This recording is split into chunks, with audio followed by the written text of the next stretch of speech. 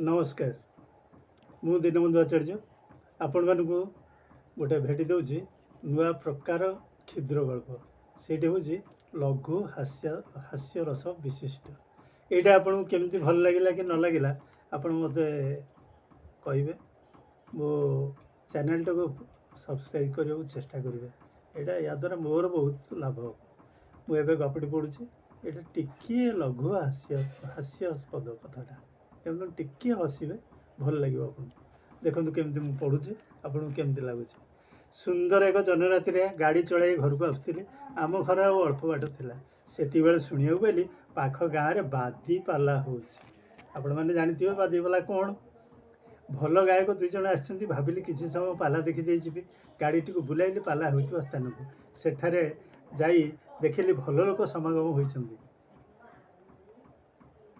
पाला भल न होते लोक समागम आजिकल पाला मंडप निकट में होना पाला विषय वस्तु गायक आरंभ करने जाऊे से जड़े चगला युवक पाला मंच पाखे आसी पहुँचला निशाशक्त भली देखा जाए पाला गायक को कहला मोर गोटे प्रश्न अच्छी मो प्रश्न उत्तर आगे दियो तापर पाला परिवेशन करिवो नहले पाला कराई देविनी गायक महोदय किंग कर्तव्य में मुड़ अगत्या मंच उपर थिबा ठिया होई प्रश्न शुणा प्रस्तुत है पाला कमिटी सदस्य मैंने आसी युवक बुझा सुझा करूँ से कहते आगे पाला कार्यक्रम सरू गायक महोदय बसा गले प्रश्न पचारे वो उत्तर शुण मात्र जिदखोर युवक जनक निज जिद्रे अटल ये मो प्रश्नर उत्तर ये दरकार ये भली अप्रीतिकर परिस्थिति देखी गायक महोदय समाधान करने को जाए कहले बाबू प्रश्न पचारतु जदि जानी ताले उत्तर देवक यथासाध्य चेष्टा करी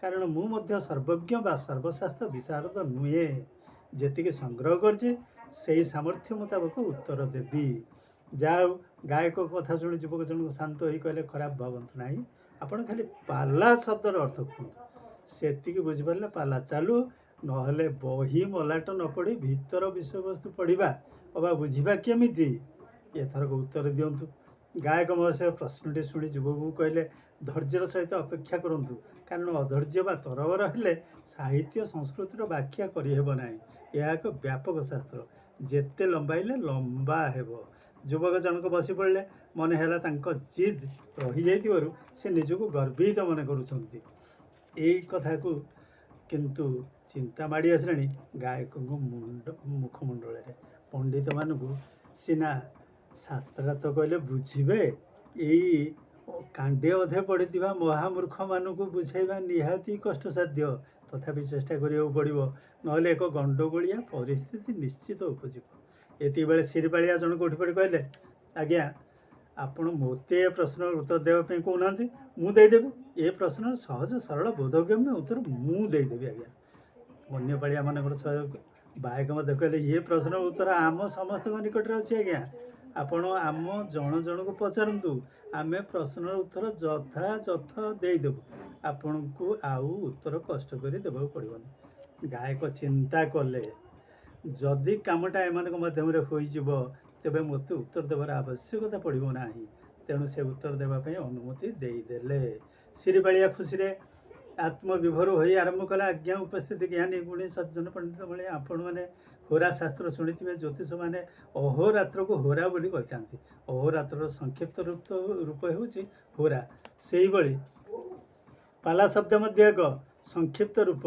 पाला शब्दटी विस्तारित अर्थ हूँ पांच ओला यही शब्द अंश एवं ओ अक्षर दुईटी काढ़ीदे अवशिष्ट रहा पाला अन्य साथी सहित गायक महोदय पचारे अरे पांच ओला कौन कि ये पांच ओला किए से पाला सहित संबंध कौन सिरिपाली जन कहले धैर्य धरतु आमे सविस्तार वर्णना करुछु गायक भाई आमे चारिजण हेलु पांच ओला गायक भाई आमे चारिजण हेलु पांच ओला आम भितर केवल आपण एका सियाणा आमे पाला मंच राति जाक हाय हाय हेई होई पाली धरजु एठू विदाय नहीं घर को जाए हाय हाय होई एठू विदाय नहीं घर को जाए सेठी मध्य हाय हाय होई मन सुखाई बसु हेले आपण मंचरे आ होई घर को फेरी हा हा होई हसुंती गायक टिके न बुझी पारिबा देखी सिरिपालिया कहले कौन बुझीपारे कथा है पाइबा बेल हेले आपण को भाग केते से कथा आपण जानिथिबो ଆପଣ ବେଶୀ ପାଇ ହସୁଥିଲା ବେଳେ ଆମେ ମୁହଁ ଶୁଖେଇ ବସିଥାଉ। ପୁଣି ଯେତେବେଳେ ଆପଣ ଡାକିବେ ଆମେ ଆପଣଙ୍କ ପାଖରେ ରାଗ ରୁଷା ଅଭିମାନ ଛାଡ଼ି ଆସି ପହଞ୍ଚିଯିବୁ। ତେଣୁ ଆମ ଭଳିଆ ପାଞ୍ଚ ଓଲା ଘରେ ବାହାରେ କରନ୍ତି ପାଲା, ୟାକୁ କହନ୍ତି ପାଲା, ଯାହାକୁ କରନ୍ତି ପାଞ୍ଚ ଓଲା। ଗାୟକ ହସିକରି ମୁଣ୍ଡ ହଲେଇଲେ। ସେତିକିବେଳେ ଆଉ ଜଣେ ଉଠି ପଡ଼ି ଉତ୍ତର ଦେବାକୁ ସଜବାଜ ହେଲେ। ଗାୟକ ତାକୁ ମଧ୍ୟ ଅନୁମତି ଦେଲେ। ସେ କହିଲେ, ପାଦକେ ଠେଲା। ଗାୟକ ଇଏ ଅଦ୍ଭୁତ ଉତ୍ତର ଶୁଣି କହିଲେ, ବୁଝିହେଲାନି, ବୁଝାଇ ଦିଅ। ସେ କହିଲେ, ଆଜ୍ଞା, ପଦେ ଗୀତ ବା ପାଦେ ଗୀତ ପରେ ଆପଣ ରହିଯାଉଛନ୍ତି। ଆମେ ସେଇ ପଦକୁ ଝାଞ୍ଜ ମୃଦଙ୍ଗରେ ତାଳ ଦେଇ ଆଗକୁ ଆଗକୁ ଠେଲି ନେଉଛୁ। ଏହାଦ୍ୱାରା ପାଲା ଆଗକୁ ମାଡ଼ି ଯାଉଛି। ଏହାକୁ କହନ୍ତି ପାଦକେ ଠେଲା ବା ସଂକ୍ଷିପ୍ତରେ ପାଲା।